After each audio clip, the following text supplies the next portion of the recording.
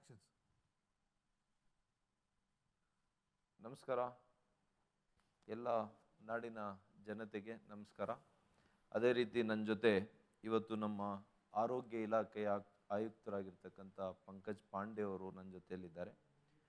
ಮತ್ತು ಇವತ್ತು ವಿಶೇಷ ಅತಿಥಿ ನಮಗೆ ವಿಶ್ವ ಆರೋಗ್ಯ ಸಂಸ್ಥೆಯ ದಕ್ಷಿಣ ಭಾರತದ ರಾಯಭಾರಿಗಳು, ಸಂಯೋಜಕರು, ಅವರು ಕೂಡ ನನ್ನ ಜೊತೆಯಲ್ಲಿ ಬಂದಿದ್ದಾರೆ. ಇವತ್ತು ವಿಶ್ವ ಆರೋಗ್ಯ ಸಂಸ್ಥೆಯ ವತಿಯಿಂದ ಏನು ಕೆಲವು ಸಲಹೆಗಳು, ಸೂಚನೆಗಳು ಮತ್ತು ಅವರು ಈ ಕೋವಿಡನ್ನು ಇಡೀ ವಿಶ್ವದಲ್ಲಿ ಯಾವ ರೀತಿ ಇದನ್ನು ವ್ಯವಹರಿಸ್ತಾ ಇದ್ದಾರೆ, ಯಾವ ರೀತಿ ನಿಯಂತ್ರಣವನ್ನು ಬೇರೆ ಬೇರೆ ದೇಶಗಳಲ್ಲಿ ತರ್ತಾ ಇದ್ದಾರೆ, ಕರ್ನಾಟಕದ ಪರಿಸ್ಥಿತಿ ಏನಿದೆ ಅನ್ನೋದ್ರ ಬಗ್ಗೆ ಕೂಡ ಕೆಲವು ಮಾಹಿತಿಯನ್ನು ಕೊಡಬೇಕು ಅಂತೇಳಿ ತಮಗೆ ಮನವಿ ಮಾಡ್ತೇನೆ. ನನ್ನ ಒಂದು ಇವತ್ತಿನ ಕೆಲವು ವಿಷಯಗಳು ಹೇಳಿ ಇವತ್ತು ಸುದ್ದಿಗೋಷ್ಠಿಯನ್ನು ಹೇಳಿದ ಮೇಲೆ ಮಾನ್ಯ ಡಾಕ್ಟರ್ ಸತ್ಪತಿ ಅವರು ಮಾತಾಡ್ತಾರೆ, ಆಶೀಶ್ ಸತ್ಪತಿ ಅಂಥೇಳಿ. ಇವತ್ತು ಮೊದಲನೇದಾಗಿ ಇವತ್ತು ವಿಷಕಂಠನ ಒಂದು ನಂಜುಂಡೇಶ್ವರನು ಯಾವ ರೀತಿ ಬ್ರಹ್ಮಾಂಡವನ್ನು ರಕ್ಷಣೆ ಮಾಡಲಿಕ್ಕೆ ಯಾವ ರೀತಿ ಇವತ್ತು ಕಷ್ಟಪಡ್ತಾರೆ ಮತ್ತು ವಿಷವನ್ನು ಗಂಟಲಲ್ಲಿ ಇಟ್ಕೊಳ್ತಾರೆ ಅನ್ನೋದನ್ನು ನಾವೆಲ್ಲ ಕೂಡ ಇವತ್ತು ಪುರಾಣಗಳಲ್ಲಿ ಓದಿದ್ದೀವಿ. ಏನಾಗುತ್ತೆ, ದೇವಾನ್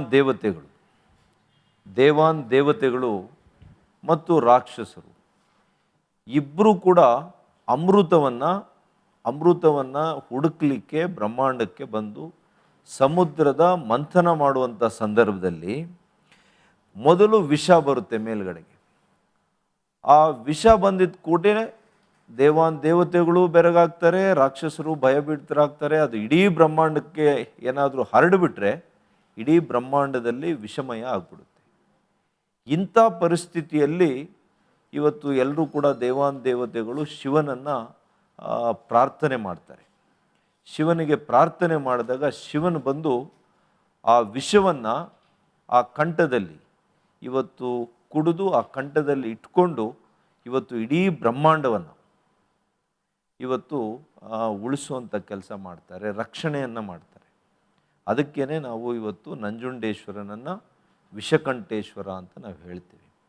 ಹಾಗಾಗಿ ಈ ಮಾತನ್ನು ಯಾಕೆ ಹೇಳಬೇಕಾಗಿದೆ, ಈ ಕಥೆಯನ್ನು ಯಾಕೆ ಹೇಳಬೇಕಾಗಿದೆ ಅಂತಂದರೆ, ಇವತ್ತು ನಮ್ಮ ಕರೋನಾ ಯೋಧರು ಅವರು ಪ್ರಾಣದ ಹಂಗನ್ನು ತೊರೆದು ಇವತ್ತು ವೈದ್ಯರು, ಪೌರ ಕಾರ್ಮಿಕರು, ನಮ್ಮ ನರ್ಸುಗಳು, ಇವತ್ತು ಡ್ರೈವರ್ಗಳು, ಚಾಲಕರು, ಆಶಾ ಕಾರ್ಯಕರ್ತರು, ಪೊಲೀಸ್ಗಳು, ಎಲ್ಲ ನಮ್ಮ ಸಂಘ ಸಂಸ್ಥೆಯ ಎಲ್ಲ ಪದಾಧಿಕಾರಿಗಳು, ಸಂಘ ಸಂಸ್ಥೆಯ ಸೇವಾ ಕಾರ್ಯಕರ್ತರು, ಇವರೆಲ್ಲರೂ ಕೂಡ ಇವತ್ತು ಮುಂದೆ ನಿಂತು ಅವರ ಜೀವವನ್ನು ಲೆಕ್ಕ ಹಿಡದೆ ತಮ್ಮೆಲ್ಲರ ಜೀವವನ್ನು ಉಳಿಸಬೇಕು ಅಂತೇಳಿ ಇವತ್ತು ಬಂದಿದ್ದಾರೆ. ಹಾಗಾಗಿ ಮೊದಲನೇದಾಗಿ ನಾವು ಅವರಿಗೆ ಒಂದು ದೊಡ್ಡ ಸೆಲ್ಯೂಟನ್ನು ಇವತ್ತು ನಾವು ಮಾಡಬೇಕಾಗಿದೆ. ಹಾಗಾಗಿ ಇವತ್ತು ಕರೋನಾ ಯೋಧರ ಬಗ್ಗೆ ನಮಗೆಲ್ಲ ಕೂಡ ಗೌರವದ ಭಾವನೆ ಇರಬೇಕು, ಪ್ರೀತಿಯ ಭಾವನೆ ಇರಬೇಕು. ಇವತ್ತು ಟಾಸ್ಕ್ ಫೋರ್ಸ್ ರಚನೆ ಮಾಡಿದ್ದೀವಿ. ಅನೇಕ ಕಾರ್ಯಪಡೆಗಳು ನಿಮ್ಮ ಮನೆ ಮುಂದೆ ಬರ್ಬೋದು, ಮನೆಯಲ್ಲಿ ಬಂದು ತಮಗೆ ಎಲ್ಲ ಕೂಡ ವಿವರಗಳನ್ನು ಕೇಳ್ತಾರೆ.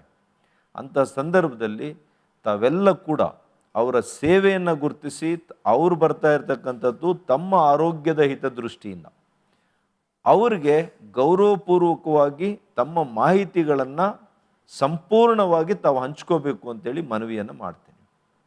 ಆ ಕಾರಣಕ್ಕೇ ಇವತ್ತು ನಮ್ಮ ಮಾನ್ಯ ಮುಖ್ಯಮಂತ್ರಿಗಳು, ನಿಜವಾಗಿಯೂ ಕೂಡ ನಾನು ತುಂಬ ಹೃದಯದ ಇವತ್ತು ಅಭಿನಂದನೆಯನ್ನು ಮಾನ್ಯ ಮುಖ್ಯಮಂತ್ರಿಗಳಿಗೆ ಸಲ್ಲಿಸ್ತೇನೆ. ನಮ್ಮ ಸರ್ಕಾರ ಇವತ್ತೊಂದು ವಿಶೇಷ ಆದೇಶವನ್ನು ಮಾಡಿದೆ. ಗ್ರೂಪ್ ಡಿ ನೌಕರರು, ಆರೋಗ್ಯ ಇಲಾಖೆಯಲ್ಲಿ ಕೆಲಸ ಮಾಡುವಂತಹ ಗ್ರೂಪ್ ಡಿ ನೌಕರರು, ವೈದ್ಯಕೀಯ ಇಲಾಖೆಯಲ್ಲಿ ಕೆಲಸ ಮಾಡುವಂಥ ಗ್ರೂಪ್ ಡಿ ನೌಕರರು, ಯಾರೆಲ್ಲ ಕೋವಿಡನ್ನು ನಿಯಂತ್ರಣ ಮಾಡಬೇಕು ಅಂತೇಳಿ ಇವತ್ತು ಗ್ರೂಪ್ ಡಿ ನೌಕರರು ಕೆಲಸ ಮಾಡ್ತಾ ಇದ್ದಾರೆ, ಆಸ್ಪತ್ರೆಗಳಲ್ಲಿ, ವೈದ್ಯಕೀಯ ಕಾಲೇಜುಗಳಲ್ಲಿ, ಕೋವಿಡ್ ಕೇರ್ ಸೆಂಟರ್ಸ್ನಲ್ಲಿ, ಸ್ವ್ಯಾಬ್ ಕಲೆಕ್ಷನ್ ಸೆಂಟರ್ಸ್ನಲ್ಲಿ, ಫೀವರ್ ಕ್ಲಿನಿಕ್ಸ್ನಲ್ಲಿ, ಯಾವುದೇ ಒಂದು ಸ್ಥಳಗಳಲ್ಲಿ ಇವತ್ತು PPEಯನ್ನು, ಅರ್ಧ PPEಯನ್ನು ಹಾಕ್ಕೊಂಡು ಇವತ್ತು ಅವರ ಜೀವವನ್ನು ಪಣತೊಟ್ಟು ಇವತ್ತು ನಮಗೆ ಇವತ್ತು ಆದರ್ಶವಾಗಿ ಕೆಲಸ ಮಾಡ್ತಾ ಇದ್ದಾರೆ. ಅಂಥವರಿಗೆ ರಿಸ್ಕ್ ಅಲೋಯನ್ಸ್ ಅಂತೇಳಿ ಇವತ್ತಿನಿಂದ ಈ ತಿಂಗಳಿಂದ ಮುಂದಿನ 6 ತಿಂಗಳವರೆಗೆ ಕೂಡ ಅವರ ಸಂಬಳದ ಜೊತೆ 10,000 ರೂಪಾಯಿಗಳು ಪ್ರತಿ ತಿಂಗಳು ಕೂಡ ಅವರಿಗೆ ಹೆಚ್ಚುವರಿಯಾಗಿ ಕೊಡುವಂಥದ್ದು ಇವತ್ತು ಆದೇಶ ಆಗಿದೆ. ಅದಕ್ಕೆ ನಾನು ಮಾನ್ಯ ಸರ್ಕಾರಕ್ಕೆ, ಮಾನ್ಯ ಮುಖ್ಯಮಂತ್ರಿಗಳಿಗೆ ವಿಶೇಷವಾಗಿ ಅಭಿನಂದನೆಯನ್ನು ಸಲ್ಲಿಸ್ತೀನಿ. ಮತ್ತು ಎರಡನೇ ಭಾಳ ಪ್ರಮುಖವಾಗಿರ್ತಕ್ಕಂಥದ್ದು, ಅನೇಕ ಮೀಡಿಯಾದವರು ಈಗಾಗಲೇ ನನಗೆ ನಮ್ಮ ಗಮನಕ್ಕೂ ಕೂಡ ತಂದಿದ್ದಾರೆ. ಅನೇಕ ಖಾಸಗಿ ಆಸ್ಪತ್ರೆಗಳು ಇಷ್ಟೆಲ್ಲ ನಾವು ಅವರಿಗೆ ಸಮಾಲೋಚನೆಗಳು ಮಾಡಿ, ಸಭೆಗಳನ್ನು ಮಾಡಿ, ಮನವಿಯನ್ನು ಮಾಡಿ, ಇವತ್ತು ಅವರಿಗೆ ನೋಟಿಸ್ಗಳನ್ನು ಕೊಟ್ಟರೂ ಕೂಡ ಕೆಲವು ಆಸ್ಪತ್ರೆಗಳು ಇನ್ನೂ ಕೂಡ ನಮಗೆ ಹಾಸಿಗೆಗಳನ್ನು ಮತ್ತು ಸರ್ಕಾರದ ಜೊತೆ ಸಹಕರಿಸದೇ ಇರೋ ಕಾರಣದಿಂದ ಇವತ್ತು ನಮ್ಮ ಆರೋಗ್ಯ ಇಲಾಖೆಯ ಆಯುಕ್ತರು ಇವತ್ತು 2 ಪ್ರತಿಷ್ಠಿತ ಆಸ್ಪತ್ರೆಗಳ ಮೇಲೆ ಇವತ್ತು ನೋಟಿಸ್ ಮಾತ್ರ ಕೊಟ್ಟಿಲ್ಲ, ಇವತ್ತು ಅವರ ಔಟ್ ಪೇಷಂಟ್ ಡಿಪಾರ್ಟ್ಮೆಂಟ್ ಆಸ್ಪತ್ರೆಯನ್ನು ಬಂದ್ ಮಾಡಬೇಕು ಅಂತೇಳಿ 2 ದಿವಸಗಳು ಇವತ್ತು ಅಪೋಲೋ ಆಸ್ಪತ್ರೆ, ಎರಡನೇದು ವಿಕ್ರಮ್ ಆಸ್ಪತ್ರೆ, ಈ 2 ಆಸ್ಪತ್ರೆಗಳ ಆದೇಶ ನನ್ನ ಹತ್ರ ಇದೆ. ಹಾಗಾಗಿ ಇವತ್ತಿನಿಂದನೇ 2 ದಿವಸಗಳು ಇಂಥ ಆದೇಶವನ್ನು ಕೊಟ್ಟಿದ್ದೇವೆ. ಕ್ರಿಮಿನಲ್ ಮೊಕದ್ದಮೆ ಕೂಡ ಹೂಡಲಾಗುತ್ತೆ. ಅದೇ ರೀತಿ ಇವತ್ತು ಡಿಸಾಸ್ಟರ್ ಮ್ಯಾನೇಜ್ಮೆಂಟ್ನಲ್ಲಿ, ಎಪಿಡೆಮಿಕ್ ಡಿಸೀಸಸ್ ಆ್ಯಕ್ಟ್ನಲ್ಲಿ, ಸೆಂಟ್ರಲ್ ಆ್ಯಕ್ಟ್ 3 ಆಫ್ 1897, ಅದೇ ರೀತಿ ಡಿಸಾಸ್ಟರ್ ಮ್ಯಾನೇಜ್ಮೆಂಟ್ ಆ್ಯಕ್ಟ್ 2005 ಮತ್ತು KPME ಆ್ಯಕ್ಟ್ನ ಉಲ್ಲಂಘನೆ ಆಗಿದೆ ಅಂತೇಳಿ ಈ 3 ಆ್ಯಕ್ಟ್ಗಳ ಅಡಿಯಲ್ಲಿ ವಿಕ್ರಮ್ ಆಸ್ಪತ್ರೆ ಮತ್ತು ಇವತ್ತು ಅಪೋಲೋ ಆಸ್ಪತ್ರೆ ಜಯನಗರ, ಈ 2 ಆಸ್ಪತ್ರೆಗಳ ಮೇಲೆ ಕಠಿಣವಾದಂಥ ಕಾನೂನನ್ನು ಬಳಸಿ ಇವತ್ತು ಈಗಾಗಲೇ ಆದೇಶವನ್ನು ಮಾಡಿದ್ದಾರೆ. ಹಾಗಾಗಿ ಇದು ಒಂದು ಭಾಗ. ಎರಡನೇದು ನಮ್ಮ ಗಮನಕ್ಕೆ, ಸರ್ಕಾರದ ಗಮನಕ್ಕೆ ಬಂದಿದೆ. ಕೆಲವು ಪ್ರತಿಷ್ಠಿತ ಖಾಸಗಿ ಆಸ್ಪತ್ರೆಗಳವರು ನಾವು ದರ ನಿಗದಿ ಮಾಡಿದರೂ ಕೂಡ ಇವತ್ತು ಖಾಸಗಿ ವ್ಯಕ್ತಿಗಳು ನೇರವಾಗಿ ಖಾಸಗಿ ಆಸ್ಪತ್ರೆಗಳಿಗೆ ಬಂದರೆ ಅವರಿಗೆ ಮನಸೋ ಇಚ್ಛೆ ನೀವು ದರವನ್ನು ನಿಗದಿ ಮಾಡಲಿಕ್ಕಾಗಲ್ಲ. ಸರ್ಕಾರದ ರೋಗಿಗಳು, ನಮ್ಮ ಸೋಂಕಿತರು ಯಾರು ಬರ್ತಾರೆ, ನಾವು ಕಳಿಸುವಂಥ ಸೋಂಕಿತರಿಗೆ ನಾವು ದರವನ್ನು ನಿಗದಿ ಮಾಡಿದ್ದೀವಿ. ಅದೇ ರೀತಿ ಖಾಸಗಿ ವ್ಯಕ್ತಿಗಳು ಅವರೇ ನೇರವಾಗಿ ನಿಮ್ಮ ಖಾಸಗಿ ಆಸ್ಪತ್ರೆಗೆ ಬಂದರೆ ಅದಕ್ಕೂ ದರ ನಿಗದಿ ಮಾಡಿದ್ದೀವಿ. ಇವತ್ತು ಯಾವುದೋ ಒಂದು ಆಸ್ಪತ್ರೆ ನಾನು ನೋಡ್ತಾ ಇದ್ದೆ, 9 ಲಕ್ಷ ನೀವು ಹಾಕಿದ್ದೀರಿ 10 ದಿವಸಗಳಿಗೆ. ಆ ರೀತಿಯಲ್ಲಿ ಮನಸೋ ಇಚ್ಛೆ ನೀವು ಮಾಡಲಿಕ್ಕೆ ಆಗೋದಿಲ್ಲ. ಅದಕ್ಕೆ ಸರ್ಕಾರ ಕಠಿಣವಾದಂಥ ನಿಲುವು ತಗೊಳ್ಳುತ್ತೆ. ನಿಮ್ಮೇಲೂ ಕೂಡ ನಾಳೆ ಕ್ರಿಮಿನಲ್ ಮೊಕದ್ದಮೆ ಹೂಡಲಾಗುತ್ತೆ. ಯಾರು ಹಾಕಿದ್ದಾರೆ ಅನ್ನೋದನ್ನು ನಾನು ಇವತ್ತು ಹೇಳಲಿಕ್ಕೆ ಹೋಗಲ್ಲ. ನೀವಿವತ್ತು ಇದನ್ನೆಲ್ಲ ಕೂಡ ಈ ಒಂದು ಸುದ್ದಿಗೋಷ್ಠಿಯನ್ನು ನೋಡಿ ತಾವೆಲ್ಲ ಕೂಡ ಸರ್ಕಾರದ ಏನು ಮಾರ್ಗಸೂಚಿಯನ್ನು ಪಾಲನೆ ಮಾಡಬೇಕು, ಕಾನೂನಿಗೆ ಗೌರವ ಕೊಡಬೇಕು. ಸಂಕಷ್ಟದ ಸಮಯದಲ್ಲಿ ಜನರು ನರಳುತ್ತಿರುವಾಗ ನೀವು ಇಂಥ ಸಂದರ್ಭವನ್ನು ದುರುಪಯೋಗ ಮಾಡಿಕೊಂಡು ಹಣ ಹೊಡೆಯುವಂಥ ಕೆಲಸ ಮಾಡಿದರೆ ಇದು ಅಕ್ಷಮ್ಯ ಅಪರಾಧ ಆಗ್ತದೆ. ಸರ್ಕಾರ ಇದನ್ನು ಭಾಳ ತೀವ್ರವಾಗಿ ಖಂಡಿಸೋದೇ ಅಲ್ಲ, ತೀವ್ರಕರವಾದಂಥ ಕಾನೂನನ್ನು ಕೈಗೆ ಎತ್ಕೊಂಡು ನಿಮಗೆ ಕ್ರಮವನ್ನು ಆಗುತ್ತೆ. ಹಾಗಾಗಿ ಅದಕ್ಕೆ ದಯವಿಟ್ಟು ಅವಕಾಶ ಮಾಡಿಕೊಡ್ಬಾರ್ದು ಅಂಥೇಳಿ ಮನವಿಯನ್ನು ಮಾಡ್ತೇನೆ. ಇದು ಭಾಳ ಎರಡನೇ ಇವತ್ತು ನಡೆದಿರ್ತಕ್ಕಂಥ ಒಂದು ವಿಚಾರ. ಇನ್ನು ಇವತ್ತು 2.5 ಗಂಟೆಗಳ ಕಾಲ ನಮ್ಮ ವೈದ್ಯಕೀಯ ಕಾಲೇಜುಗಳಲ್ಲಿ ಯಾರು ಲ್ಯಾಬ್ಗಳು ಇನ್ನೂ ಕೂಡ ಸ್ಥಾಪನೆ ಮಾಡಿಲ್ಲ ಅವರೆಲ್ಲ ಮಾಲೀಕರ ಜೊತೆ ನಾನು ಈಗ ವಿಡಿಯೋ ಕಾನ್ಫರೆನ್ಸನ್ನು ಮಾಡಿ, ಹಾಗಾಗಿ 20 ನಿಮಿಷ ತಡ ಆಗಿದೆ ಈ ಸುದ್ದಿಗೋಷ್ಠಿಗೆ ಬರಲಿಕ್ಕೆ. ಇವತ್ತು 25 ಕಾಲೇಜುಗಳಲ್ಲಿ ಗರಿಷ್ಠ 10 ದಿವಸ ಟೈಮ್ ಕೊಟ್ಟಿದ್ದೇನೆ. ಈ 10 ದಿವಸದ ಒಳಗಡೆ ಬಹುಪಾಲು ಎಲ್ಲ ಕಾಲೇಜುಗಳಲ್ಲಿ ಕೂಡ 2 ಕಾಲೇಜು ಮಾತ್ರ ಇವತ್ತು ದೇವರಾಜ್ ಅರಸ್ ಮತ್ತು ನಮ್ಮ ಸಿದ್ಧಾರ್ಥ ಮೆಡಿಕಲ್ ಕಾಲೇಜ್ ತುಮಕೂರಿನಲ್ಲಿ ಅವರು ಸ್ಥಾಪನೆ ಮಾಡಿಲ್ಲ. ದೇವರಾಜ್ ಅರಸ್ನಲ್ಲಿ ಸ್ಥಾಪನೆ ಮಾಡಿದರೂ ಕೂಡ ಅವರು ನಾವು ಕಳಿಸ್ತಾ ಇರ್ತಕ್ಕಂಥ ಸ್ಯಾಂಪಲ್ಗೆ ಅವರು ಟೆಸ್ಟನ್ನು ಮಾಡ್ತಾಯಿಲ್ಲ. ಇವರಿಬ್ಬರ ಮೇಲೂ ಕೂಡ MCIಗೆ ಈಗಾಗಲೇ ನೋಟಿಸನ್ನು ಮತ್ತು ಅವರಿಗೆ ಪತ್ರವನ್ನು ಕೂಡ ನಮ್ಮ ಇಲಾಖೆಯ ಪ್ರಧಾನ ಕಾರ್ಯದರ್ಶಿಗಳು ಬರೆದಿದ್ದಾರೆ. ಮುಂದಿನ ದಿನಗಳಲ್ಲಿ 10 ದಿನದಲ್ಲಿ ನಾವೆಲ್ಲ ಕೂಡ ಸ್ಥಾಪನೆ ಮಾಡಿ ಕನಿಷ್ಠ 500 ಟೆಸ್ಟ್ಗಳನ್ನು ಮಾಡ್ತೇವೆ ಅಂತೇಳಿ ಇವತ್ತೆಲ್ಲರೂ ಕೂಡ ಒಪ್ಪಿ ಇವತ್ತು ಆ ಷರತ್ತಿನೊಂದಿಗೆ ಇವತ್ತು ಸಭೆ ಯಶಸ್ವಿಯಾಗಿ ಮುಗಿದಿದೆ. ಮತ್ತು ಕೋವಿಡ್ಗೆ ಸಂಬಂಧಿಸಿಂಗೆ ಇವತ್ತು ಹಾಸಿಗೆಗಳನ್ನು 2-3 ಆಸ್ಪತ್ರೆಗಳು, ಖಾಸಗಿ ವೈದ್ಯಕೀಯ ಕಾಲೇಜುಗಳಲ್ಲಿ ಬೆಂಗಳೂರಿನಲ್ಲಿರ್ತಕ್ಕಂಥ ಆಸ್ಪತ್ರೆಗಳು ಇನ್ನೂ ಕೂಡ ಕೊಟ್ಟಿರಲಿಲ್ಲ. ಸಪ್ತಗಿರಿ ವೈದ್ಯಕೀಯ ಕಾಲೇಜು, BGS ವೈದ್ಯಕೀಯ ಕಾಲೇಜು ಮತ್ತು 3ನೇದು ಡಾಕ್ಟರ್ ಅಂಬೇಡ್ಕರ್ ವೈದ್ಯಕೀಯ ಕಾಲೇಜು. ಹೀಗೆ 3 ಕಾಲೇಜುಗಳ ಮುಖ್ಯಸ್ಥರ ಜೊತೆ ಕೂಡ ಮಾತನಾಡಿದ್ದೇನೆ. ಇನ್ನು 2 ದಿವಸದಲ್ಲಿ 200 ಹಾಸಿಗೆಗಳನ್ನು ಪ್ರಾರಂಭದಲ್ಲಿ ಕೊಡ್ತೇವೆ ಅಂತ ಹೇಳಿದ್ದಾರೆ. ಒಟ್ಟು 10,000 ಹಾಸಿಗೆಗಳು ಖಾಸಗಿ ವೈದ್ಯಕೀಯ ಕಾಲೇಜಲ್ಲಿ ಇರೋದರಿಂದ ಒಟ್ಟಾರೆಯಾಗಿ ಅವರು ಒಪ್ಕೊಂಡಿರೋದು 4,500 ಹಾಸಿಗೆಗಳನ್ನು ಕೊಡ್ತೇವೆ ಅಂತೇಳಿ. ಆ 4,500ರಲ್ಲಿ ಈಗಾಗಲೇ 2,200 ಹಾಸಿಗೆಗಳನ್ನು ನಮ್ಮ ಸುಪರ್ದಿಗೆ ಕೊಟ್ಟಿದ್ದಾರೆ, ಸರ್ಕಾರದ ಸುಪರ್ದಿಗೆ ಕೊಟ್ಟಿದ್ದಾರೆ. ಅದರಲ್ಲಿ ನಾವು ರೋಗಿಗಳನ್ನು ತುಂಬಿದ್ದೀವಿ ಕೂಡ. ಈಗ ಇನ್ನು 2,300 ಹಾಸಿಗೆಗಳನ್ನು ಮುಂದಿನ 2-3 ದಿವಸದೊಳಗಡೆ ಕೊಡಬೇಕು ಅಂತೇಳಿ ತಾಕೀತು ಮಾಡಿದ್ದೇವೆ. ಕೊಡ್ತೇವೆ ಅಂತೇಳಿ ಕೂಡ ಅವರು ಒಪ್ಪಿದ್ದಾರೆ. ಇದು ಭಾಳ ಮುಖ್ಯವಾಗಿರ್ತಕ್ಕಂಥ ಘೋಷಣೆಯನ್ನು ನಿಮಗೆ ಮಾಡಲಿಕ್ಕೆ ಬಯಸ್ತೇನೆ. ಅದೇ ರೀತಿ ಇವತ್ತಿನ ಸೋಂಕಿತರ ಪ್ರಮಾಣ ಕೂಡ ಹೇಳಬೇಕಾಗಿದೆ ತಮಗೆ. ಇವತ್ತು ಒಟ್ಟಾರೆಯಾಗಿ ನಾವು ಟೆಸ್ಟ್ ಮಾಡಿರುವಂಥದ್ದು ತಮಗೆ ಹೇಳಿದೆ, 18ರಿಂದ 20,000 ಟೆಸ್ಟ್ಗಳನ್ನು ಮಾಡುವಂಥದ್ದು 2-3 ದಿವಸದಲ್ಲಿ ಆಗುತ್ತೆ ಅಂತ.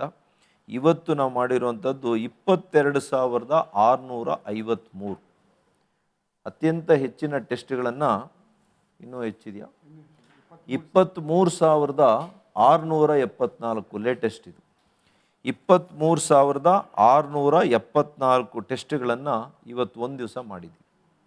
ಇವತ್ತು ಒಟ್ಟಾರೆಯಾಗಿ ಎಷ್ಟು ಜನ ಗುಣಮುಖರಾಗಿ ಡಿಸ್ಚಾರ್ಜ್ ಆಗಿದ್ದಾರೆ ಅಂದರೆ 1,142 ಜನ ಸಂಪೂರ್ಣ ಡಿಸ್ಚಾರ್ಜ್ ಆಗಿ ಮನೆಗೆ ಹಿಂದಿರುಗಿದ್ದಾರೆ.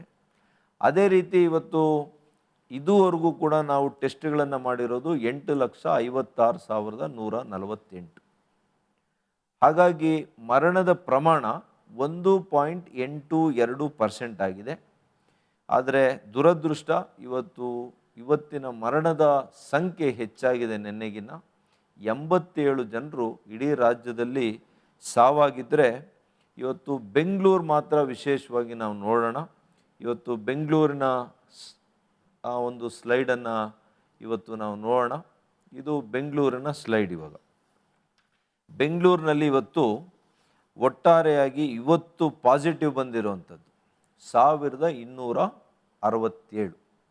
ಬೆಂಗಳೂರಿನಲ್ಲಿ 1,267 ಬಂದಿದೆ. ದುರದೃಷ್ಟ ಇವತ್ತು ಸಾವು ಕೂಡ ಇಲ್ಲಿ 56ರಷ್ಟಾಗಿದೆ. ಮರಣದ ಪ್ರಮಾಣ 1.63% ಆಗಿದೆ. 1.63% ಆಗಿದೆ. ಆದರೆ ಇವತ್ತಿನ ಗುಣಮುಖರಾಗಿರೋದು ಬೆಂಗಳೂರಿನಲ್ಲಿ ಮಾತ್ರ 664 ಜನರು ಇವತ್ತು ಗುಣಮುಖರಾಗಿ ಮನೆಗೆ ತೆರಳಿದ್ದಾರೆ. ಒಟ್ಟಾರೆಯಾಗಿ ಬೆಂಗಳೂರಿನಲ್ಲಿ ಆ್ಯಕ್ಟಿವ್ ಕೇಸಸ್ ಇರುವಂಥದ್ದು 15,052. 15,052 ಇದು ನಮ್ಮಲ್ಲಿ ಮುಖ್ಯವಾಗಿ ನಾವು ಇಟ್ಕೋಬೇಕಾಗಿರುವಂಥದ್ದು.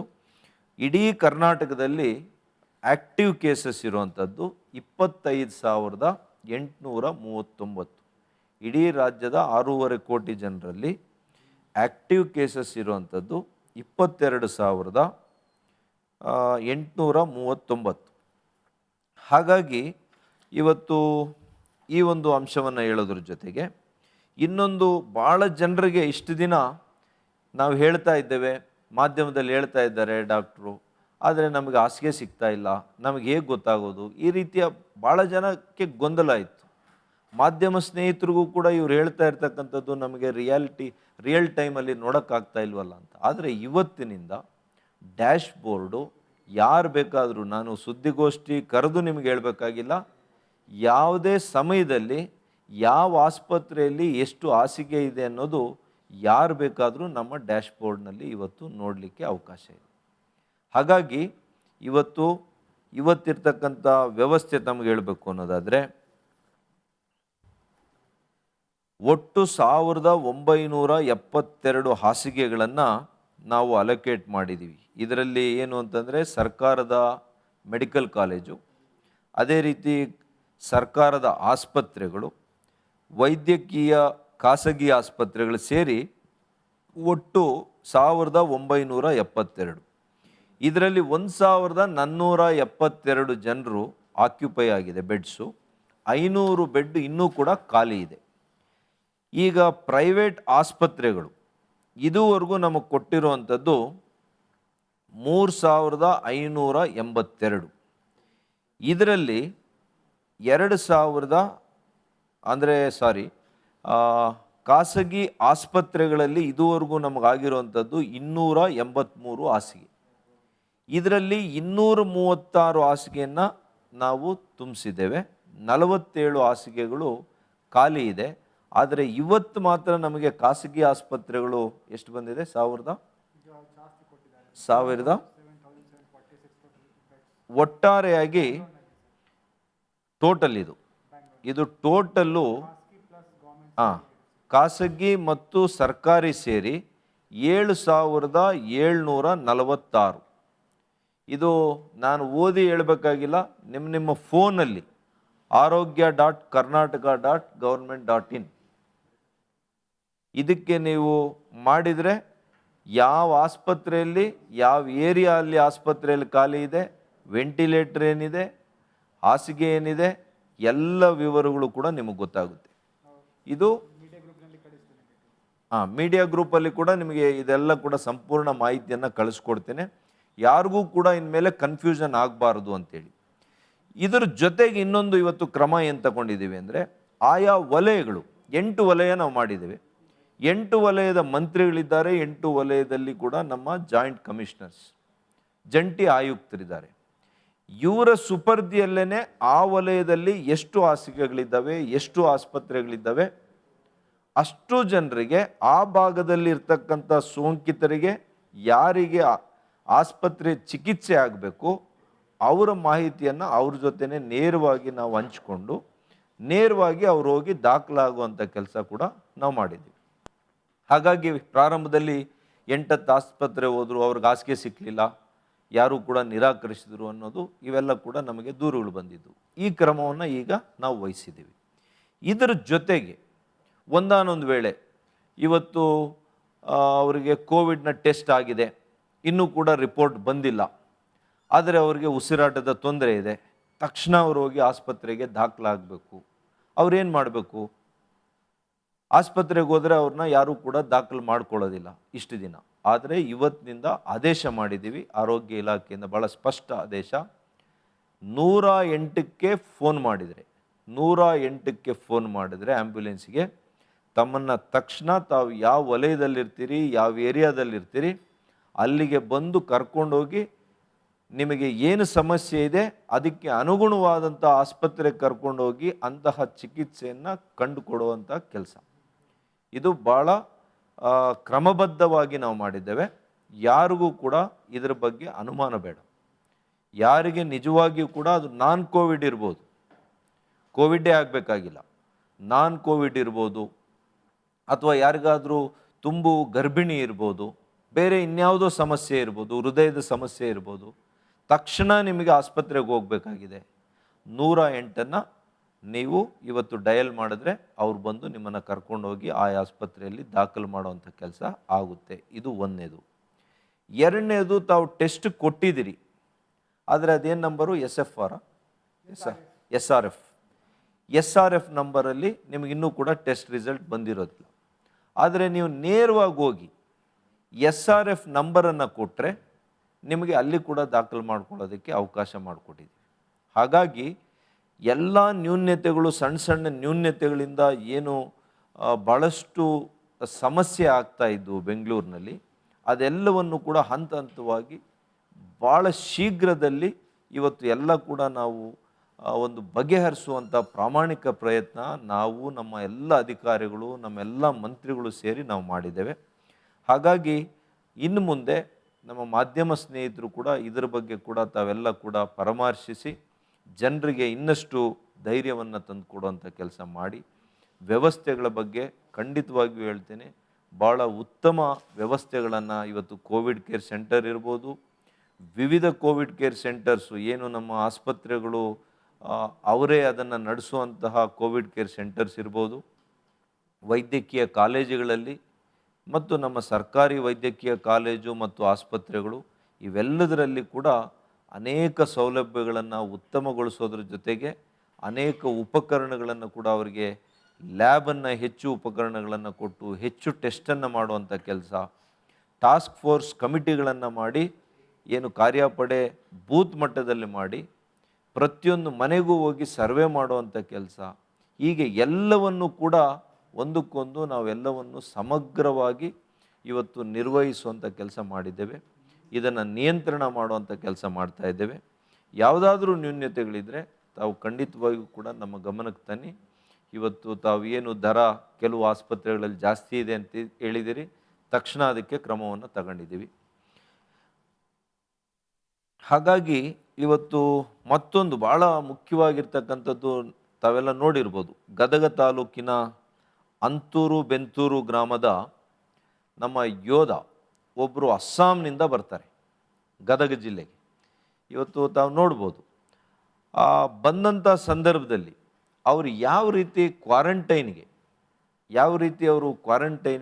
ಅವರೇ ಟೆಸ್ಟ್ ಮಾಡಿದಾಗ ಅವರು ಡೆಲ್ಲಿ ಮೂಲದಿಂದ ಅಸ್ಸಾಂನಿಂದ ಬಂದು ಡೆಲ್ಲಿಗೆ ಬಂದು ಅಲ್ಲಿಂದ ಬೆಂಗಳೂರಿಗೆ ಬರ್ತಾರೆ.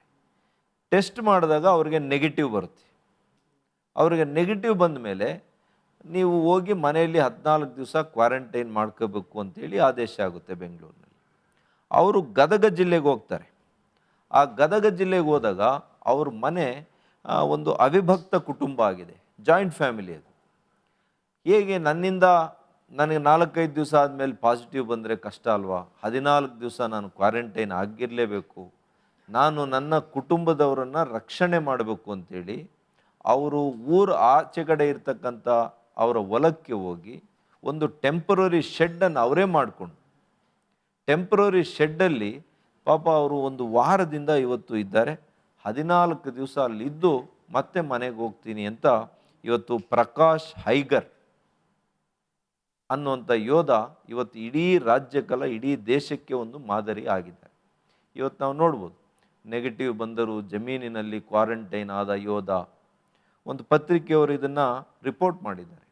ಇಂಥದ್ದನ್ನು ಹೆಚ್ಚು ಹೆಚ್ಚು ಪ್ರಚಾರ ಮಾಡಿ ಅಂತ ಮಾಧ್ಯಮ ಸ್ನೇಹಿತರಿಗೆ ನಾನು ಮನವಿ ಮಾಡ್ತೀನಿ. ಯಾಕೆಂದರೆ ನಾನು ಹೇಳಿದೆ, ಸರ್ಕಾರ ನಿಯಂತ್ರಣ ಮಾಡೋದು ಒಂದು ಭಾಗ ಆದರೆ ಅದಕ್ಕಿಂತ ಭಾಳ ಪ್ರಾಮುಖ್ಯವಾಗಿ ಇದನ್ನು ನಿಯಂತ್ರಣ ಮಾಡೋಕ್ಕೆ ಸಾಧ್ಯ ಇರುವಂಥದ್ದು ನಮ್ಮ ಕೈಯಲ್ಲಿ, ಅಂದರೆ ನಮ್ಮ ನಾಗರಿಕರ ಕೈಯಲ್ಲಿ. ಪ್ರತಿಯೊಬ್ಬ ವ್ಯಕ್ತಿಯೂ ಕೂಡ ನಾನು ಇದನ್ನು ನಿಯಂತ್ರಣ ಮಾಡ್ಕೋಬೇಕು, ನಾನು ಇದರಿಂದ ನಿಯಂತ್ರಣ ಆಗಬೇಕು, ನನ್ನ ಕುಟುಂಬ ನಿಯಂತ್ರಣ ಆಗಬೇಕು ಅನ್ನೋಂಥ ಮನಸ್ಸು ಮಾಡಿದರೆ ಖಂಡಿತವಾಗಿಯೂ ಕೂಡ ಕರೋನಾದಿಂದ ನಾವು ಮುಕ್ತ ಇರಲಿಕ್ಕೆ ಸಾಧ್ಯ ಆಗ್ತದೆ. ದರ್ಶಿಗಳು ನನಗೆ ಕಳಿಸ್ಕೊಟ್ಟಿದ್ದಾರೆ. ಆ ಆದೇಶ ಪ್ರತಿ ಏನು ಹೇಳುತ್ತೆ ಅಂದರೆ, ಅರೆ ವೈದ್ಯಕೀಯ ಸಿಬ್ಬಂದಿಗಳ ಪಾತ್ರ ಭಾಳ ಮುಖ್ಯ, ನಮಗೆಲ್ಲ ಗೊತ್ತಿದೆ. ಇವರು ಭಾಳಷ್ಟು ಕಡೆ ಇಡೀ ರಾಜ್ಯ ವ್ಯಾಪ್ತಿಯಲ್ಲಿ ಖಾಲಿ ಇದೆ. ಈ ಸಿಬ್ಬಂದಿ ಕೊರತೆ ನಮಗಾಗಿದೆ. ಸುಮಾರು ಎಷ್ಟು ಅಂತಂದರೆ 1419 ಜನ ಶುಶ್ರೂಷಕರು ಇವರು ಇಲ್ಲ. ಲ್ಯಾಬ್ ಟೆಕ್ನಿಷಿಯನ್ಸ್ ಬಂದು 506 ಜನರು, ಫಾರ್ಮಸಿಸ್ಟ್ಗಳು 916 ಜನ ಮತ್ತು ಗ್ರೂಪ್ ಡಿ ಹುದ್ದೆಗಳು ಖಾಲಿ ಇದೆ. ಈ ಎಲ್ಲ ಹುದ್ದೆಗಳಿಗೂ ಕೂಡ ಶುಶ್ರೂಷಕರಿಗೆ ಪ್ರತಿ ತಿಂಗಳು 25,000 ರೂಪಾಯಿಯನ್ನು ನಿಗದಿ ಮಾಡಿದ್ದೇವೆ. ಪ್ರಯೋಗಶಾಲಾ ತಂತ್ರಜ್ಞರಿಗೆ 20,000 ರೂಪಾಯಿ ಪ್ರತಿ ತಿಂಗಳು, ಫಾರ್ಮಸಿಸ್ಟ್ಗೂ ಕೂಡ 20,000 ರೂಪಾಯಿ. ಗ್ರೂಪ್ ಡಿಯಲ್ಲಿ ಚಾಲ್ತಿಯಲ್ಲಿರ್ತಕ್ಕಂಥ ವೇತನನೇ ಅವರಿಗೆ ತೆಗೆದುಕೊಳ್ಬೋದು. ಇವತ್ತು ಎಲ್ಲ ಆಯಾ ಜಿಲ್ಲಾಧಿಕಾರಿಗಳಿಗೆ ಇವತ್ತು ಅಧಿಕಾರವನ್ನು ಕೊಟ್ಟಿದ್ದೇವೆ. ಗುತ್ತಿಗೆ ಮೇಲಾಗಲಿ ಹೊರಗುತ್ತಿಗೆ ಮೇಲಾಗಲಿ ಎಷ್ಟು ಖಾಲಿ ಇದೆ ಅಷ್ಟನ್ನು ಕೂಡ ನೀವು ತುಂಬಿಸ್ಕೊಳ್ಬೋದು. 6 ತಿಂಗಳಿಗಾಗಲಿ ಅಥವಾ ಆ ಹುದ್ದೆಗಳು ಭರ್ತಿ ಆಗುವಲ್ಲಿವರೆಗೂ ಕೂಡ ತಾವು ಅವರನ್ನು ಮುಂದುವರಿಸಬೇಕು ಅನ್ನುವಂಥ ಆದೇಶವನ್ನು ಈಗ ತಾನೇ ನಮ್ಮ ಸರ್ಕಾರ ಕೂಡ ಬಿಡುಗಡೆ ಮಾಡಿದೆ. ಹಾಗಾಗಿ ಇದರಿಂದ ಬಹಳಷ್ಟು ನಮಗೆ ಅನೇಕ ಸಮಸ್ಯೆಗಳು ಏನಿದ್ವು ಅದೆಲ್ಲ ಕೂಡ ಬಗೆಹರಿಯುತ್ತೆ. ಹಾಗಾಗಿ ಮತ್ತೆ ಮಾನ್ಯ ಮುಖ್ಯಮಂತ್ರಿಗಳಿಗೆ, ಸರ್ಕಾರಕ್ಕೆ ಇವತ್ತು ನಾನು ಅಭಿನಂದನೆಯನ್ನು ಸಲ್ಲಿಸ್ತೀನಿ. ನಮಸ್ಕಾರ. ನಮ್ಮ ಆಯುಕ್ತರು ಕೆಲವು ವಿಷಯಗಳನ್ನು, ಭಾಳ ಮುಖ್ಯವಾದಂಥ ವಿಷಯಗಳನ್ನು ಕೂಡ ಹೇಳ್ತಾರೆ. ಧನ್ಯವಾದಗಳು ಸರ್. ಈಗಾಗಲೇ ತಾವು ಭಾಳಷ್ಟು ಮಾತು ಹೇಳಿದ್ದೀರಾ, ನಮ್ಮ ಅಂಶಗಳು ಎಲ್ಲ ಕೊಟ್ಟಿದ್ದೀರಾ ಸರ್. ಈಗ ಪ್ರೈವೇಟ್ ಆಸ್ಪತ್ರೆಗೆ ಸಂಬಂಧ ಆಗಿ ನಾವು 2-3 ಪಾಯಿಂಟ್ಸ್ ಹೇಳಲಿಕ್ಕೆ ಇಷ್ಟಪಡ್ತೇನೆ. ಮೊದಲನೇದಾಗಿ, ಯಾರಿಗೆ ಬೆಡ್ಸ್ ಸಿಗ್ತಾ ಇಲ್ಲ ಅದರ ಅವರು ಪ್ರೈವೇಟ್ ಹಾಸ್ಪಿಟಲ್ಗೆ ಹೋಗಿದ್ದಾರೆ, ಅವರಿಗೆ ಬೆಡ್ ಸಿಗ್ತಾ ಇಲ್ಲ, ದಯವಿಟ್ಟು 1912ಕ್ಕೆ ಕಾಲ್ ಮಾಡಿ. ನಾವು ಈಗಾಗಲೇ ಹೇಳಿದ್ದೇನೆ, ಅಲ್ಲಿ 1912ನಲ್ಲಿ ಕಾಲ್ ಮಾಡಿ. ಮತ್ತು ಇನ್ನೊಂದು ನಾವು ಇಮೇಲ್ ಐ ಡಿ ಕೂಡ ಮತ್ತು ವಾಟ್ಸಪ್ ನಂಬರ್ ಕೂಡ ಕೊಡ್ತೇನೆ. ಸಪೋಸ್ ಲೈನ್ ಬ್ಯುಸಿ ಬರ್ತಾ ಇದೆ, then you can send a WhatsApp message or you can also send a mail. So will incorporate these 2 features also in the 1912 call centre.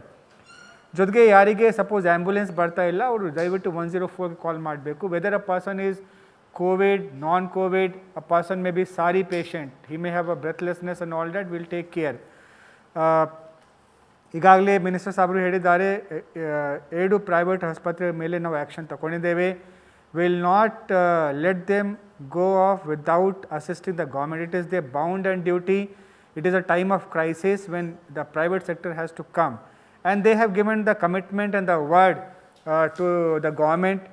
The state government has given very good rates for the treatment of the COVID patient, and we have been very liberal compared to other state governments. Like Maharashtra, 80% of the beds were blocked for the COVID treatment. We have just blocked 50% there here in Karnataka. ಇನ್ನೊಂದು private ಆಸ್ಪತ್ರೆಯಲ್ಲಿ ಅವರು non Covid ಪೇಷಂಟ್ಸ್ಗೆ ಕೂಡ treatment ಕೊಡ್ತಾರೆ. ಅಲ್ಲಿ ಅವರು ಕೆಲವು private ಆಸ್ಪತ್ರೆಗಳು ಹೇಳ್ತಾ ಇದ್ದಾರೆ ನಮ್ಮ ಹತ್ರ ಬೆಡ್ಸ್ ಇಲ್ಲ. See, they have more than 15,000 beds available for the non-COVID treatment, and therefore they should admit the non-COVID, COVID patient. Anyone coming for the treatment to the government hospital should be admitted. ಅವರು ಅದನ್ನೇನು ಹೇಳ್ತಾ ಇದ್ದಾರೆ, private ಆಸ್ಪತ್ರೆಯವರು ಎಲ್ಲ ಹಾಸಿಗೆಗಳನ್ನು ಕೂಡ ಸರ್ಕಾರನೇ ತಗೊಂಡ್ಬಿಟ್ಟಿದೆ ಅಂತ ಹೇಳ್ಬಿಟ್ಟು ನಾನ್ ಕೋವಿಡ್ಗೆ ಜನರಿಗೆ ಆ ರೀತಿ ದಿಕ್ಕು ತಪ್ಪಿಸುವಂಥ ಕೆಲಸ ಮಾಡ್ತಾ ಇದ್ದಾರೆ.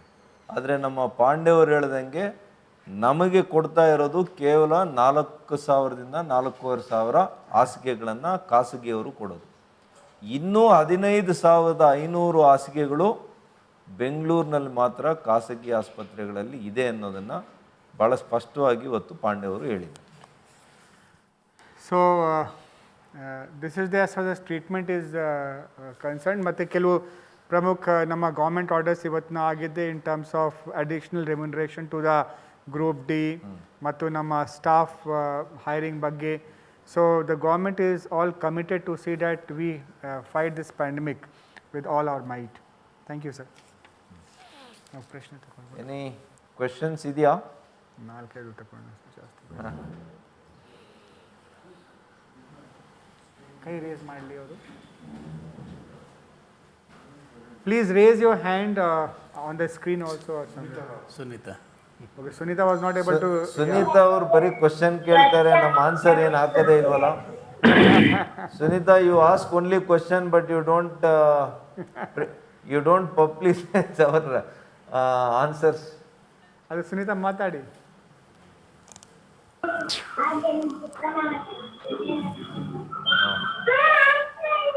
ಜಯ, Sunita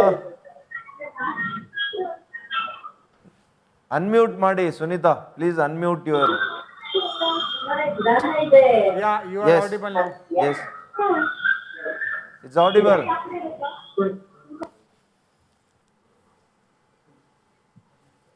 Now it is not audible.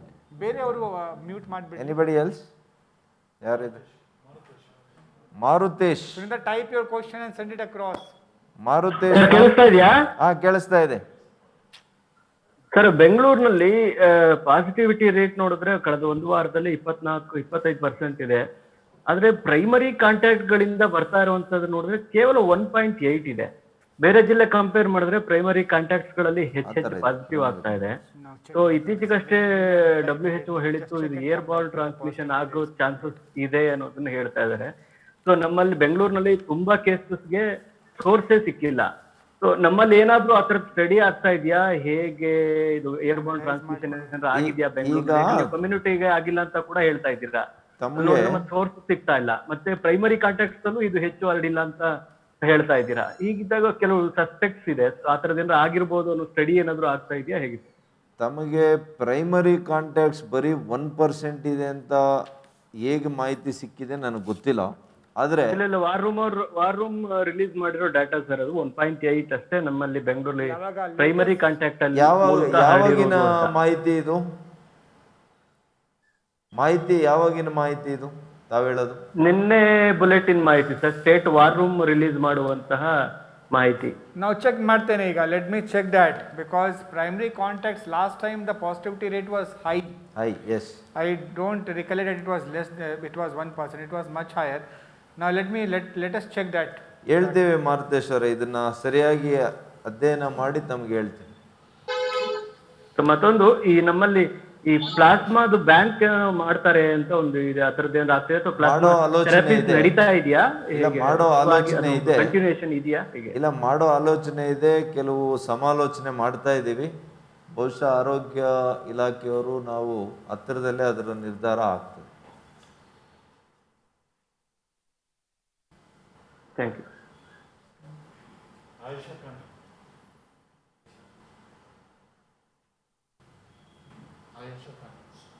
Ayesha Khan. Dr. Sudhakar, yes madam. yeah.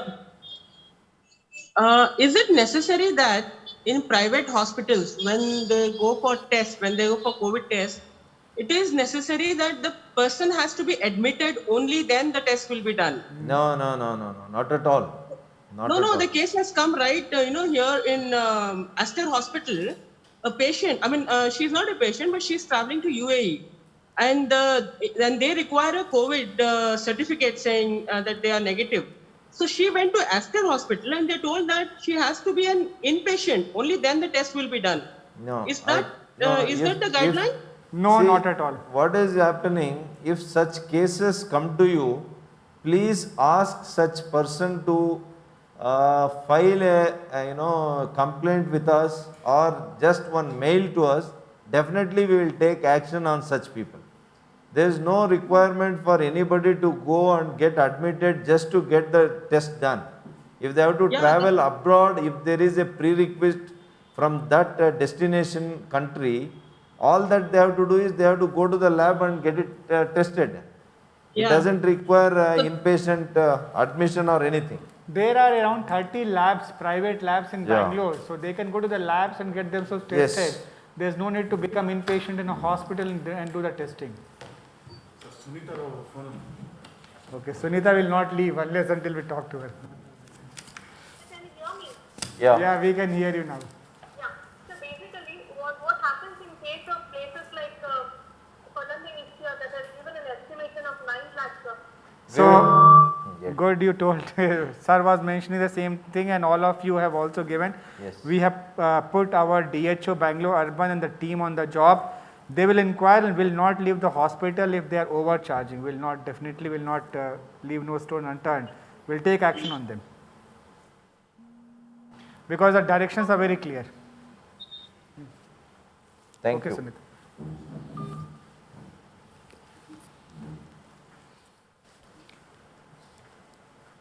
ಯಾರು ನೋಡಿ, ಸೌಮ್ಯನ ಯಾರು? Sunita ಆಯ್ತು. ಅಲ್ಲ, ಯಾರು ಸೌಮ್ಯ ಅಂತ ಯಾರು? No, this is Swapna. Swapna, sorry. Sir, ಅದೇ ನೆನ್ನೆ ನೀವು ಹೇಳಿದ್ರಿ ಸಮರ್ಥ ಭಾರತ್ ಲೈವ್ ಅಲ್ಲಿ 25 ಇನ್ನೂ ಲ್ಯಾಬ್ಸ್ ನಾವು ಇನ್ನು ರೆಡಿ ಮಾಡ್ತಾ ಇದೀವಿ. ಸೊ ಎಲ್ಲಿ ಅದು ರೆಡಿ ಆಗ್ತಾ ಇದೆ? ರಿಮೋಟ್ ಏರಿಯಾಗಳಲ್ಲಿ ನೀವು ಅದನ್ನ 25 ವೈದ್ಯಕೀಯ ಕಾಲೇಜುಗಳ ಲ್ಯಾಬ್ ಅಲ್ಲಿ ಇದೆಲ್ಲ ಕೂಡ ರೆಡಿ ಆಗ್ತಾ ಇದೆ. ಇನ್ನು 10 ರಿಂದ 15 ದಿವಸ, ಮ್ಯಾಕ್ಸಿಮಮ್ 2 ವಾರಗಳಲ್ಲಿ 25 ಲ್ಯಾಬು ಇನ್ನೂ ಅಡಿಷನ್ ಆಗುತ್ತೆ.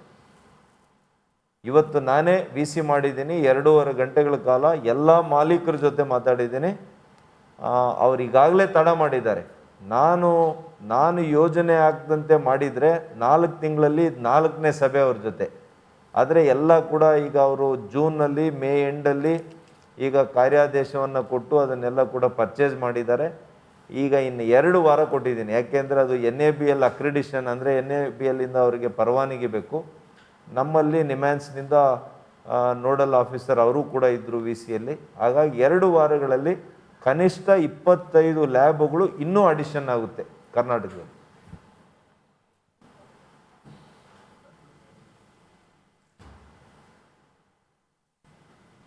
I request you to please raise your hand. Lingaraj ಒಬ್ರು ಇನ್ಯಾರಿದ್ದಾರೆ ನೋಡಿ, ಅವರು ದೀಪಾನ ಯಾರು? ಕೇಳಿಸ್ತಿದ್ಯಾ ಸರ್? ಕೇಳಿಸ್ತಾ ಇದೆ. ಹೇಳಿ. ಇವಾಗ ಸರ್ಕಾರಿ ಮತ್ತೆ ಖಾಸಗಿ ಆಸ್ಪತ್ರೆಗಳ ಹಾಸಿಗೆದು ಎಲ್ಲ ಮಾಹಿತಿ ಸಿಗುತ್ತೆ ಡ್ಯಾಶ್ ಬೋರ್ಡ್ ಅಲ್ಲಿ ಅಂದ್ರೆ. ಸೊ ಯಾವ ವೆಬ್ಸೈಟ್ ಅದು? ಮತ್ತೊಂದು ಏನಂದ್ರೆ ಇವಾಗ ವಿಕ್ರಮ್ ಹಾಸ್ಪಿಟಲ್ ಮತ್ತೆ ಸಾಗರ್ ಅಪೋಲೋ ಹಾಸ್ಪಿಟಲ್ಗೆ ನೋಟಿಸ್ ನೀಡಿ OPD ಸೇವೆ ಬಂದ್ ಮಾಡಿಸಿದಿರಿ 48 ಅವರ್ಸ್. ಸೊ ಮತ್ತೆ ಅವ್ರು ಅದೇ ರೀತಿಯಲ್ಲಿ ಮಾಡಿದ್ರೆ ಯಾವ ಕಾನೂನು ಕ್ರಮ ಕೈಗೊಳ್ತೀರಿ ಅಂತ ಒಂದು. ಮತ್ತೆ ಈಗ ಆಲ್ರೆಡಿ ಬ್ಲಡ್ ಬ್ಯಾಂಕ್ ನಲ್ಲಿ ಬ್ಲಡ್ಗಳು ಸಿಗ್ತಾ ಇಲ್ಲ, ಸಾಕಷ್ಟು ತೊಂದರೆ ಆಗ್ತಿದೆ ಅಂತ ಹೇಳ್ತಿದ್ದಾರೆ. ಸೊ ಸರ್ಕಾರದಿಂದ ಇದಕ್ಕೆ ಅಂತ ಸಪರೇಟ್ ಏನಾದ್ರು ವ್ಯವಸ್ಥೆ ಮಾಡ್ಕೊಳ್ತೀರಾ? ಈಗ ಕೆಲವರು ಬ್ಲಡ್ ಕೊಡ್ಬೇಕು ಅಂತ ಇರ್ತಾರೆ, ಬಟ್ ಈ ಟೈಮ್ ನಲ್ಲಿ ಕೊಡೋಕ್ ಅವ್ರಿಗೂ ಎದುರುತ್ತಾ ಇರ್ತಾರೆ. ಸೊ ಇದಕ್ಕೆ ಏನಾದ್ರು ಬೇರೆ ವ್ಯವಸ್ಥೆ ಏನಾದ್ರು ಮಾಡ್ತೀರಾ ಹೇಗೆ ಅಂತ ಸರ್? ಈಗ ಬ್ಲಡ್ ಡೊನೇಷನ್ ಬಗ್ಗೆ around 1.5 months back only we had issued one notification, ಮತ್ತು ಪ್ರೆಸ್ ಕಾನ್ಫರೆನ್ಸ್ನಲ್ಲಿ ಕೂಡ ಹೇಳಿ ಆಗಿತ್ತು. We will circulate that notification and that entire thing to you. ಅಲ್ಲಿ ಬ್ಲಡ್ ಡೊನೇಷನ್ ಬಗ್ಗೆ ನಾವು ಸೆಪ್ರೇಟ್ ಆಗಿ, ಯಾಕೆಂದರೆ ಕ್ಯಾಂಪ್ ಮಾಡಲಿಕ್ಕೆ ಬರಲ್ಲ, we can not have congregation ಈ ಥರ ಮಾಡಲಿಕ್ಕೆ ಬರಲ್ಲ. ಅದೇ ಕಾರಣದಿಂದ ಯಾರಿಗೆ ಬ್ಲಡ್ ಡೊನೇಷನ್ ಮಾಡಲಿಕ್ಕೆ ಇಷ್ಟ ಇದೆ ಅವರಿಗೆ ಕರ್ಕೊಂಡು ಬರ್ತಾರೆ ಹಾಸ್ಪಿಟಲ್ಗೆ, ಅಲ್ಲಿ ಬ್ಲಡ್ ಡೊನೇಷನ್ ಮಾಡಿಕೊಂಡು ಅವರಿಗೆ ವಾಪಸ್ ಡ್ರಾಪ್ ಮಾಡ್ತಾರೆ. ಆ ಥರ pickup drop facility for the blood donation ನಾವೊಂದು ಆರ್ಡರ್ ಮಾಡಿದ್ದೇವೆ, ಆ ಆರ್ಡರ್ ಪ್ರಕಾರ ನಾವು ಮಾಡ್ತಾ ಇದ್ದೇವೆ. If it has come to your notice that there is a shortage of blood ಈ ಥರ ಬ್ಲಡ್ ಸಪ್ಲೈ ಇದೆ, ನಮಗೆ ದಯವಿಟ್ಟು ತಿಳಿಸಿ. ಬಿಕಾಸ್ ರೈಟ್ ನಾವು we have enough blood supply and those that arrangement has also been done, ಅದು ಮಾಡಿ ಆಗಿದೆ. ಮತ್ತು ವೆಬ್ಸೈಟ್ ಏನಿದೆ ತಮಗೆ ನಾವು ಮೀಡಿಯಾ ಗ್ರೂಪ್ನಲ್ಲಿ ಕಳಿಸ್ತೇನೆ. In the media group doctor Shastri will put the website details. ಆಯ್ತು.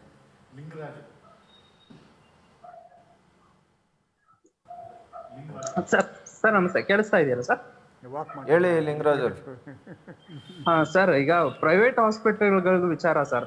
ಜಸ್ಟ್ ಈಗ ನೀವೇ ಹೇಳ್ದಂಗೆ 200 ಮತ್ತೆ ಸಮಥಿಂಗ್ ಏನೋ ಬೆಡ್ಗಳು ಮಾತ್ರ ಇಲ್ಲಿವರೆಗೂ ಕೊಟ್ಟಿದ್ದಾರೆ. ಜಸ್ಟ್ 2 ಹಾಸ್ಪಿಟಲ್ಸ್ ವಿರುದ್ಧ ಮಾತ್ರ ನೋಟಿಸ್ ಆಗಿದೆ. ಅವ್ರು 48 hours OPD ಬಂದ್ ಮಾಡೋಕೆ ಕ್ರಮ ಕೈಗೊಂಡಿದ್ದೀರಾ? ವಾಟ್ ನೆಕ್ಸ್ಟ್ ಸ್ಟೆಪ್ಸ್ ಅಂತ ನೀವ್ ಹೇಳಿದ್ರೆ ಕ್ರಿಮಿನಲ್ ಕೇಸ್ ಆಗ್ತೀವಿ ಅಂತ ಹೇಳಿದ್ರಿ. ಮಿಕ್ಕಿದೆಲ್ಲ ಹಾಸ್ಪಿಟಲ್ಗಳ ಕಥೆ ಏನು? Sir we have posted on ಈಗ ಕಾನ್ಸ್ಟೇಬಲ್ ಡಾಕ್ಟರ್ ದೇರ್. ಪ್ರತಿ ಆಸ್ಪತ್ರೆ ಹತ್ರ ಕೂಡ ನಮ್ಮ ನೋಡಲ್ ಅಧಿಕಾರಿ ಇದ್ದಾರೆ, ನಮ್ಮ ಪೊಲೀಸ್ ಕಾನ್ಸ್ಟೇಬಲ್ ಇದ್ದಾರೆ. ಅದೇ ರೀತಿ ನಮ್ಮಲ್ಲಿ ಬೇರೆ ಬೇರೆ ಇಲಾಖೆಗಳಿಂದ ಒಬ್ಬ ನೋಡಲ್ ಅಧಿಕಾರಿಗಳನ್ನು ಹಾಕಿದ್ದೇವೆ. ನಮ್ಮ SC/ST ಇಂದ ಯಾರನ್ನೆಲ್ಲ ನಾವು ನಮ್ಮ ಸೋಂಕಿತರನ್ನ ಯಾವ ಆಸ್ಪತ್ರೆಗೆ ನಾವು ಕಳಿಸ್ತೇವೆ, ಕಡ್ಡಾಯವಾಗಿ ಅವ್ರು ಕೊಡುವಂಥ ವ್ಯವಸ್ಥೆ ಆಗ್ತದೆ. ಅದನ್ನು ನಾವು ವ್ಯವಸ್ಥಿತವಾಗಿ ಮಾಡ್ತಾ ಇದ್ದೀವಿ. ಅದ್ರ ಬಗ್ಗೆ ನಿಮಗೇನು ಅಪನಂಬಿಕೆ ಬೇಡ, ಅನುಮಾನ ಬೇಡ. ಅಲ್ಲ, ಅಪನಂಬಿಕೆ ಅಲ್ಲ ಸರ್, ನೀವೇ ಹೇಳ್ದಂಗೆ 200 ಬೆಡ್ಗಳು ಮಾತ್ರ ಕೊಟ್ಟಿದ್ದಾರೆ ಅಂತ ನೀವೇ ಹೇಳ್ತೀರಾ. ನೆಕ್ಸ್ಟ್ ಮುಂದಿನ ಮಿಕ್ಕಿದ ಸೀಟ್ಗಳು ಯಾವಾಗ? ನೋಡಿ, ಇವತ್ತು ನಾನು ಹೇಳಿರೋದು ಕೊಟ್ಟಿರೋದು. ಈಗ ನಮಗೆ SC/ST ಅಲ್ಲಿ ಈಗ ನಾನು ಹೇಳಿದ್ನಲ್ಲ, ಈಗ ನಮ್ಮ ಪೋರ್ಟಲ್ ಅಲ್ಲಿ ಈಗ ದಾಖಲಾಗಿರುವಂತದ್ದು ಒಟ್ಟು ಎಷ್ಟು? 7,000 ತನಕ ಆಗಿದೆ ಈಗ. ಇದು ಟೋಟಲ್ ಅಲ್ವಾ? ಎಸ್ ಫಾರ್ ಬ್ಯಾಂಗ್ಳೂರ್ ಈಗ 8,100 ಹಾಸಿಗೆಗಳು ಈಗ ನಮ್ಮ ಸುಪರ್ದಿಯಲ್ಲಿದೆ. ಈಗ ಓಕೆ ಸರ್, ಟೋಟಲಿ 8,106. ಇದರಲ್ಲಿ 1878 ಅಷ್ಟೇ ಈಗ ಆಕ್ಯುಪೈ ಆಗಿರೋದು. ಇನ್ನೂ ಕೂಡ ನಮಗೆ 6,228 ಹಾಸಿಗೆಗಳು ಲಭ್ಯ ಇದೆ. ಇದು ನಾನು ಸುಮ್ಮನೆ ಹೇಳೋದಲ್ಲ, ನಿಮಗೆ ಈಗ ಮೀಡಿಯಾ ಫ್ರೆಂಡ್ಸ್ ಜೊತೆ ನಮ್ಮ ವೆಬ್ಸೈಟ್ ಅನ್ನ, ಪೋರ್ಟಲ್ ಅನ್ನ ಹಂಚ್ಕೊಳ್ಳುತ್ತೆ, ನಮ್ಮ ಕಮಿಷನರ್ ಅವರು ಹಂಚ್ತಾರೆ. ಅದರಲ್ಲಿ ನೋಡ್ಕೊಂಡು ತಾವು ತಮಗೇನಾದ್ರೂ ಅನುಮಾನ ಇದ್ರೆ ನನಗಾಗ್ಲಿ ಕಮಿಷನರ್ ಆಗಲಿ ನೇರವಾಗಿ ನೀವು ಫೋನಲ್ಲಿ ಮಾತಾಡ್ಬೋದು. Thank you sir. Thank you.